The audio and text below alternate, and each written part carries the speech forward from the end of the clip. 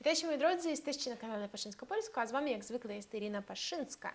I w tym odcinku ja bym chciała porozmawiać z wami o ważnym temacie, który dotyczy społeczeństwa LGBT, a głównie tego, co się dzieje w świecie odnośnie tego społeczeństwa LGBT i oczywiście tego, co strasznego się dzieje na razie z tym społeczeństwem i aktywistami LGBT w Rosji.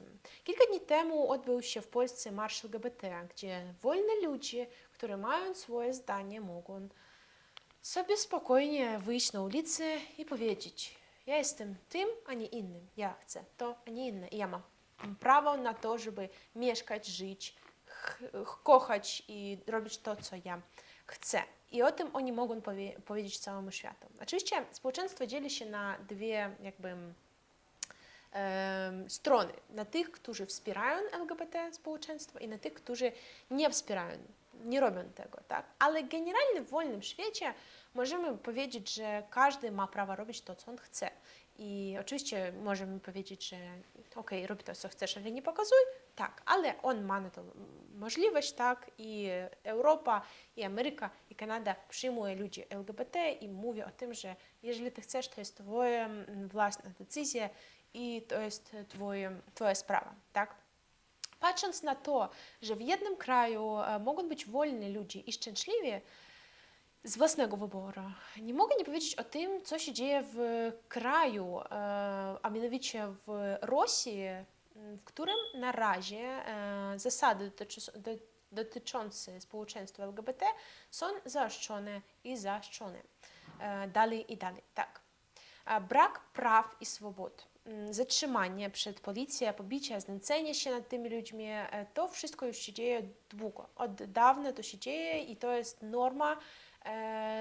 Sama polityka jakby prowadząca w kraju mówi ludziom o tym, że to jest nienormalne, że to podlega leczeniu, czy to podlega zmianom, to jest nienormalnie. Mężczyźni, kobiety zwykle nie przyjmują to jakby normę. Na ulicach Rosji nie spotkasz z takim czymś, że ktoś pokazuje, że jest nie, jakby, jak mówią w Rosji, nienormalnej orientacji, tak, to znaczy ludzie z aktywistów LGBT, oni po prostu nie mogą pokazać swoją prawdziwą twarz, kim oni są. I to jest norma, to się nie zmienia.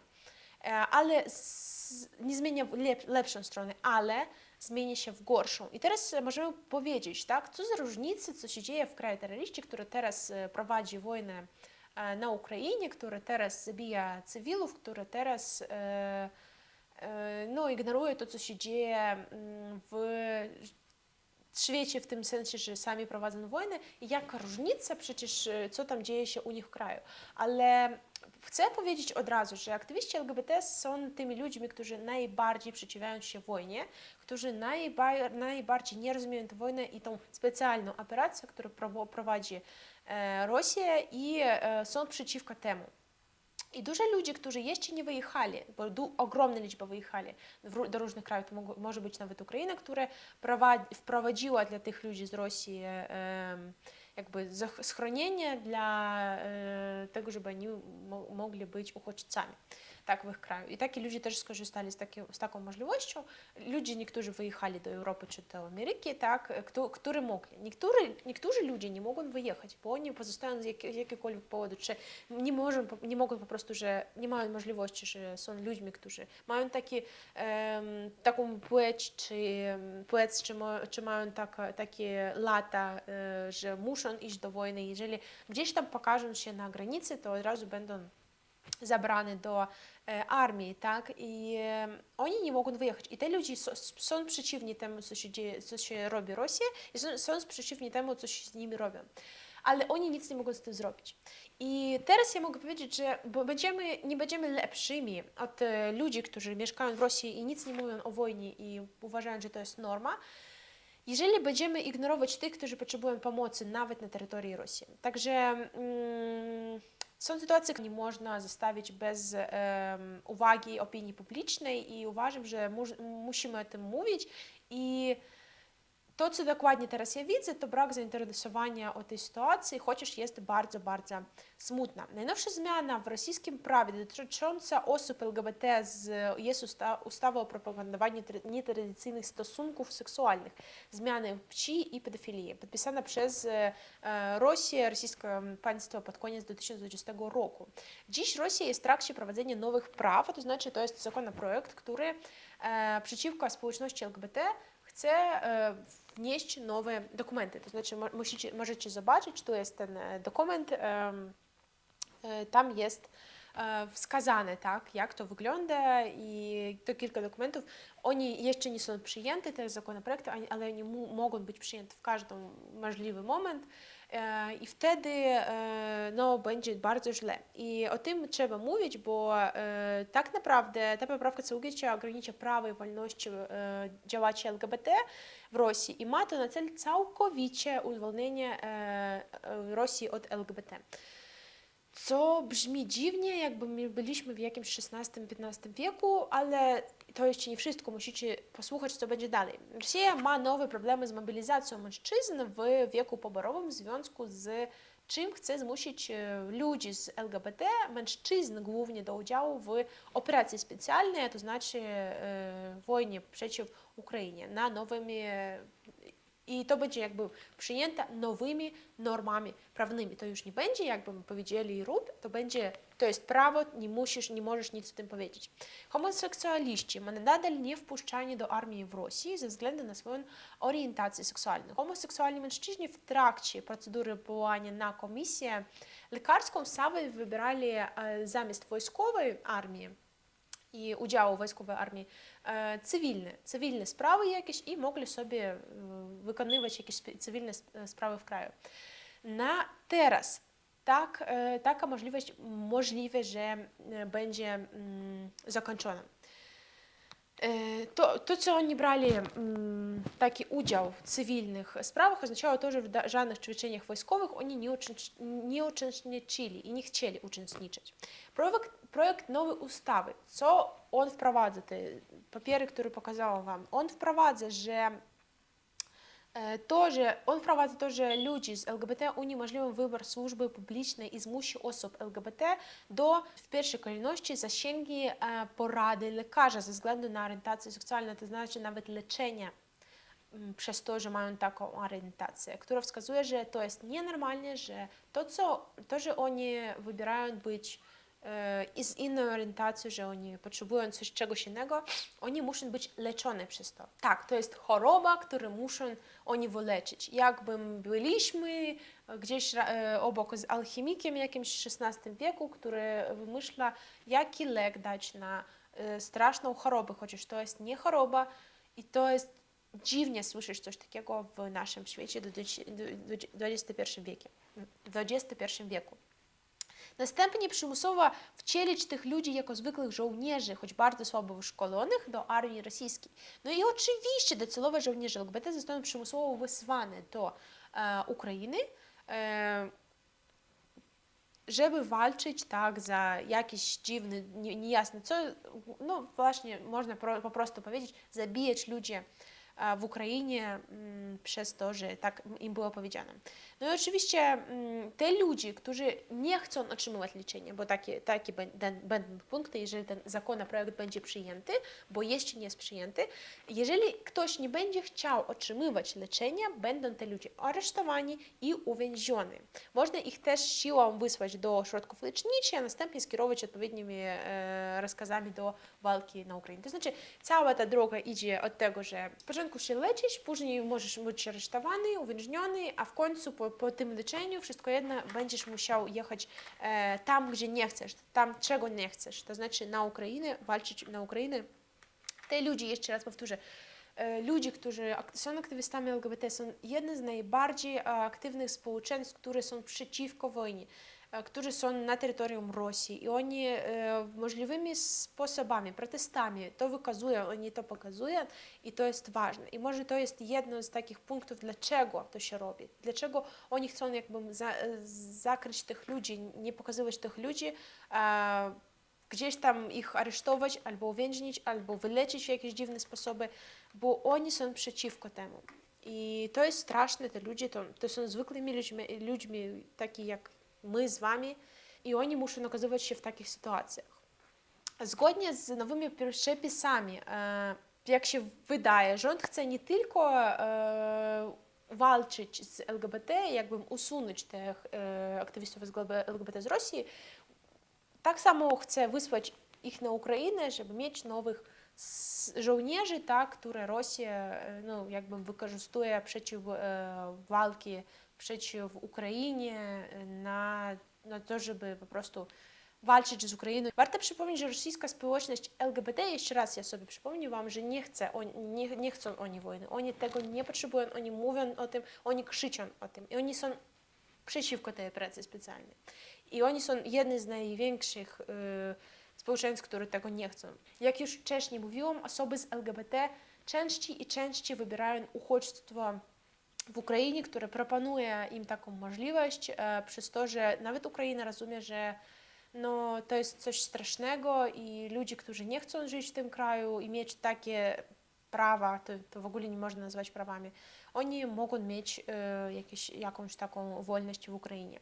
Przedstawiciele LGBT z Rosji proinformowali międzynarodowe instytucje, organizacje liderów i społeczności z LGBT w Europie o nowej ustawie, to znaczy przysłane im te poprawki do ustawy anty-LGBT i wśród nich są, przez tych organizacji są przedstawiciele Niemiec, Danii, Belgii, Francji, Włoch, Australii i Czech. Pełna lista, jak już mówię, tu już znajduje się i możecie zobaczyć. I tak samo będzie ta lista znajdować się w opisie tego filmika i możecie zobaczyć. Tak, do tych organizacji została wysłana wiadomość odnośnie tego, że będzie taka wprowadzona możliwe nowa ustawa przeciwko LGBT w Rosji, bo te ludzie już nie wiedzą, co robić i oni nie mają już możliwości, bo w Rosji nikt o nich nie dba i nie chce o tym mówić, myśleć i tak dalej. Ale tak, oni wysłali to do Europy i na razie jakiejś mocnej odpowiedzi nie otrzymali. I ciekawie, rosyjska społeczność oczekuje obecnie no, jakby jakąś odpowiedź i chce usłyszeć, czym Europa czy inne kraje mogą pomóc, ale na razie odpowiedzi nie ma. I po prostu ciężko i straszne, bo nikt nie może im pomóc, ani Rosja nie chce dbać o ich interesy i o ich prawa, ani inne kraje.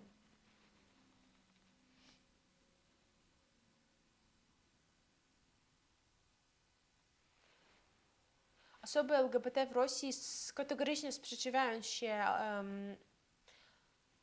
Osoby LGBT z Rosji kategorycznie się sprzeciwiają ich przymusowemu traktowaniu, skazywaniu i uwięzieniu za orientację, bo to jest nie do pomyślenia, a także wysłanie na front w ramach specjalnej operacji, to znaczy tej wojny, tak, która trwa na Ukrainie. I też muszę powiedzieć, no, że organizacje na razie za bardzo nie mówili o tym, nie kontaktowali się i nie wyrażają jakiejś możliwej pomocy, tak, do tych ludzi. I też jeżeli chcecie pomóc tym ludziom, to możecie napisać do tych organizacji i zapytać, dlaczego na razie nie ma jakiejś odpowiedzi i co dalej robić. Jeszcze raz przypomnę, to są ludzie z Rosji, ale to są ludzie z Rosji, którzy okazali się jakby uwięzieni tam i nie mogą nic zrobić. I takim ludziom trzeba pomóc. Też muszę przypomnieć wam, że o sytuacji, która była w Ugandzie niedawno, dzięki doskonałym stosunkom Rosji z Uganda w marcu na wniosek Federacji Rosyjskiej prowadziła ustawę zakazującą stosunków homoseksualnych pod groźbą kary śmiertnej. Mało to na celu sprawdzenia, jak światowa organizacja odreaguje na takie zakazania. Działania, które podjęła Uganda, zakończyły się sukcesem, bo nikt nie odreagował z areny międzynarodowej na to, tylko ludzie, którzy mieszkają w samej Ugandzie, byli przeciwko temu, ale na razie konkretnych działań jakichś albo nacisków na tą sytuację nie było widać i to było ważliwe podjęte dlatego, żeby sprawdzić, czy stanowi to jakąś zagrozę taka ustawa, czy coś będzie robić świat odnośnie tego, jeżeli oni wprowadzą taki законопроект. I na razie nie wiadomo, czy będzie to, czy nie, ale już wiadomo, że to było zrobione z Ugandą, bo Federacja Rosyjska jest jej wielkim, zdeklarowanym sojusznikiem i właśnie dlatego możliwe to była taka próba sprawdzenia, czy odreaguje świat, czy nie. I właśnie świat się nie odreagował i możliwe, że jak to będzie przyjęte też w Rosji, nikt też nie odreaguje i zostawia to jakby na nic po prostu. Te ludzie będą w takiej sytuacji i nikt im nie pomoże, bo ich własny kraj zabija swoich ludzi i to jest bardzo straszne. Już będziemy nawet myśleć, że teraz Rosjanie nienawidzą wszystkich i nazywają każdego nacystami, ale to jest twój obywatel i nawet swoich obywateli te ludzie nie szanują, ta polityka nie szanuje i to jest bardzo, bardzo straszne, moi drodzy. Jeżeli jeszcze raz ja mogę Wam powiedzieć, co możecie zrobić osobiście Wy dla tego, żeby pomóc. Zapytacie mnie, co ja mogę zrobić osobiście, czy to mnie dotyczy? Możemy powiedzieć, że nie, to nikogo nie dotyczy, to nie ma jakieś, nie ma nic każdy do tego, ale jeżeli chcemy tak żyć, no to w takiej sytuacji możemy okazać się samodzielnie my i wtedy też ktoś nam powie, że to mnie nie dotyczy, to nie dla mnie. Także jeżeli ktoś z Was tym się interesuje albo chce działać w tym, żeby takie rzeczy w naszym świecie, w różnych krajach nie działali i żeby ludzie mogli mieć prawo i swobodę i wolność, tak, wolność wyboru i możliwość po prostu żyć, to możecie napisać do tych organizacji. Jeszcze raz przypomnę, że lista organizacji znajduje się pod opisem tego filmika i oczywiście możecie napisać im, dlatego że nie rozumiecie, dlaczego tak się dzieje i czy mogli oni coś zrobić z tym. Taka sytuacja skomplikowana, trudna, temat bardzo ciężki i niezrozumiały, dlaczego i jak to się dzieje i dlaczego w ogóle trwa ta wojna, dlaczego i komu to jest ważne, kto na tym zarabia i kto chce, żeby zamiast wolności, zamiast wyboru ludzie mieli to, co mają teraz w Rosji. Moi drodzy, dziękuję Wam, że byliście ze mną. Bardzo się cieszę, że mogliśmy z Wami porozmawiać o tym, bo ja widzę, że za bardzo ludzie o tym nie mówią i nie chcą o tym rozmawiać. To jest straszne i ciężkie, ale musimy mówić. Musimy o tym mówić i nie zapominać o tym, że jeżeli my mówimy, to coś będzie się działo. Dziękuję Wam bardzo. Do zobaczenia i do następnego filmu.